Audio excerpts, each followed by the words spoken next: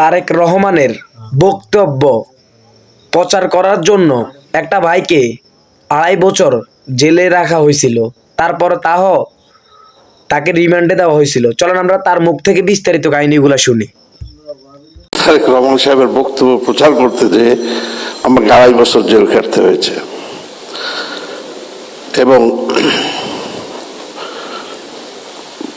3 বার রিমান্ডে যেতে হয়েছে।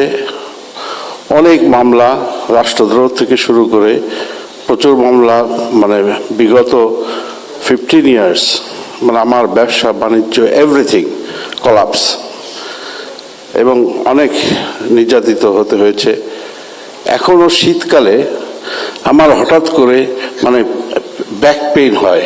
এই ব্যাক পেইনটা হয়েছে আমার জেলের মাটিতে শুয়ে, ওই যে পুরনো জেলখানা ছিল তো কেরানীগঞ্জের, ওই নিচের থেকে ঠান্ডা ওঠে, ধরেন 2-3টা কম্বল, কিন্তু ঠান্ডা তো ভিতর থেকে আপনার এই ব্যাকে। অনেক ডাক্তার দেখাইছে, কিন্তু শীতকাল আসলেই আমার এই ব্যাক পেইন শুরু হয়, মনে পড়ে যায় জেলখানার কথা। সো কারণ 2.5 বছর ইস দীর্ঘ টাইম চলে গেল।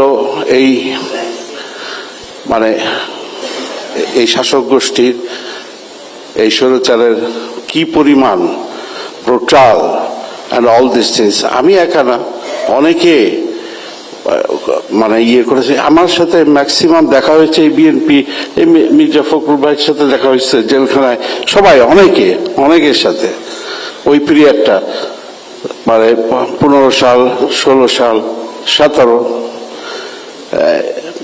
সুতরাং অনেকে নির্যাতিত হয়েছে, কষ্ট পেয়েছে।